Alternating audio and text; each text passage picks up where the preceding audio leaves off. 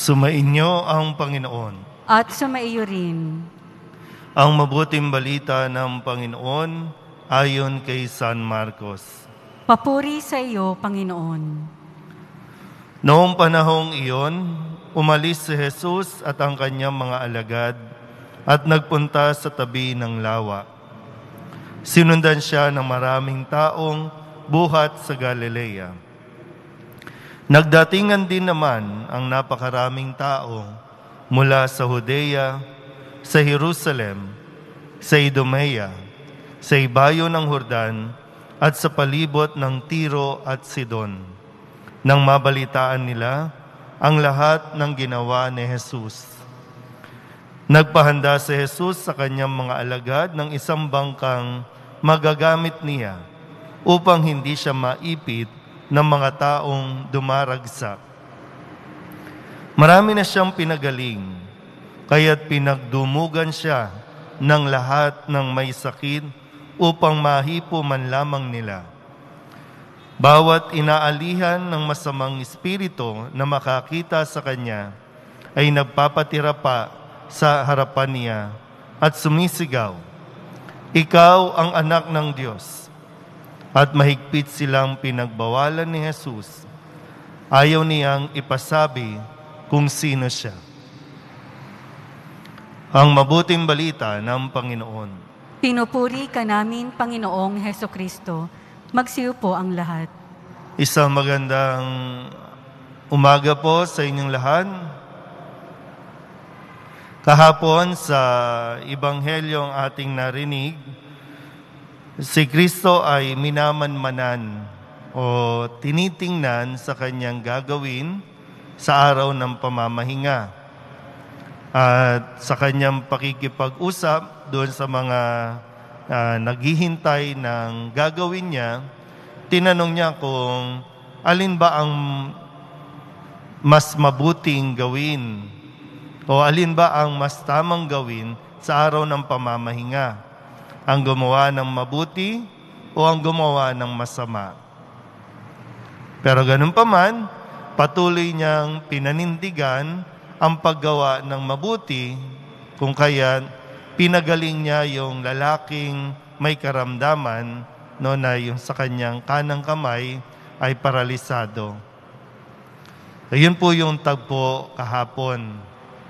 Kaya lalong nagngit-ngit o lalong naghanap ng ikasisira na makita kay Jesus para talagang lubusang mapahinto nila yung kasikatan ni Kristo. At doon din, unti-unti lalong nagiging bantog, lalong nakikilala si Jesus pagdating sa pagpapagaling. Kaya nga ngayon, sa pagpapatuloy ng Ebanghelyong ating naririnig, dito sabi nga, napakarami niyang pinagaling. Maraming lugar, bayan, ang kanyang napuntahan na at patuloy pa siyang naglalakbay, patuloy pa siyang nagbibigay ng kagalingan kahit yung mga inaalihan ng demonyo. Na isang kwento na madalas nating marinig dito sa dambana, dito sa Basilika ng Poong Jesus Nazareno, na marami talagang napagaling ang Poong Jesus Nazareno, lalo't sigit sa mga nagdidibosyon, sa mga lumalapit sa Kanya, hindi talaga nabibigo. Pero ang isang magandang mapagnilayan natin dito, napakarami niyang pinagaling, kaya't pinagdumugan siya ng napakaraming tao. Makalapit lang, mahipo lang, mahawakan lang kahit yung laylayan ng kanyang damit. Ganun katindi. Kaya nga, sabi dito, kinailangan niyang sumakay sa isang bangka para hindi siya madumog. At sabi dito, kahit ang mga masasamang espiritu, pag nakikita siya, nagpapatira pa at isinisigaw kung sino siya. Ikaw ang anak ng Diyos. Isinisigaw yung kanyang pangalan. Isinisigaw yung kanyang, kung sino yung kanyang, yung identity niya. Ipinagsisigawan sa lahat. Ano po ang gusto kong sabihin dito? Na nais tayong anyayahan ng Diyos.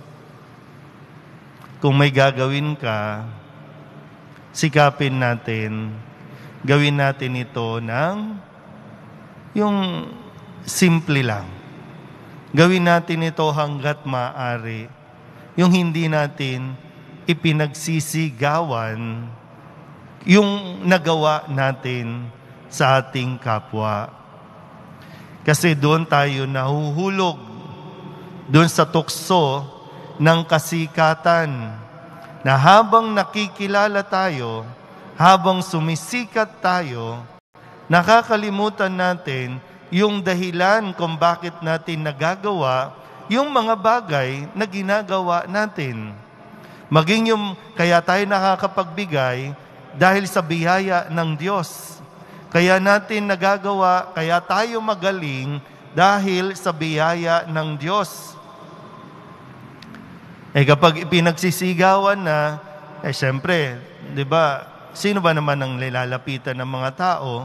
Syempre, lalapit ang mga tao doon sa may makukuha, doon sa may mahihita, doon sila lalapit. So, kaya tayo naman, kailangan marunong tayong magkontrol ng kasikatan. Kasi minsan, pag may nagawa lang tayo, masasabi na, pag sinabi ng mga tao, ang galing-galing mo naman. Doon tayo unti-unting yumayabang. Doon tayo unti-unting kumbaga, lumalaki ang ulo. Kaya yung purity of intention ng ating pagtulong, napapalitan na ng, kaya tayo tumutulong kasi masarap sa pakiramdam yung maging sikat. Kaya, di ba, nagkakaroon ng tagisan, nagkakaroon ng, kahit sa pagtulong nagkakaroon ng kompetisyon. Di ba, nag-uunahan tayo, sino yung pangalan na magiging mabango sa panahon ng pandemya, sino yung makakakuha ng vaccine, sino makakapili ng epektibong gamot, nag-uunahan yan kasi, wow, ang galing mo. Kilala ka namin. Ikaw yung panahon ng pandemya, ikaw yung tumulong sa amin. Kaya ngayon, yung mga tumutulong sa atin, alam mo na yung motibasyon, kaya tumutulong kasi by next year, election na. Pero sa atin sana, dito pa lang, mas makita natin yung bagay na baka ibalik natin sa dati o sa orihinal, hindi atin ang anumang itinutulong natin. Ito ay galing sa Diyos. Hindi tayo ang magaling, kundi ang magaling ay yung nagbigay ng ating kagalingan. Para, di ba, sabi nga, manatiling nakatapak sa lupa ang ating mga paa. Konting asenso, konting kasikatan, wala, ang yabang-yabang na natin Kaya nawa po mga kapatid, ito yung patuloy natin pagnilayan. Kung gagawa tayo ng mabuti, sikapin natin na gawin natin ito dahil pa rin sa Diyos, hindi dahil sa atin. Sikapin pa rin natin na kaya lumalapit ang mga tao sa atin, hindi dahil nakikita nila yung tayo, kundi nakikita nila yung mapagpalang Diyos dahil sa atin. At huwag natin kalimutan, kung wala ang Diyos, wala tayo dito. Wala tayong magagawa. Amen?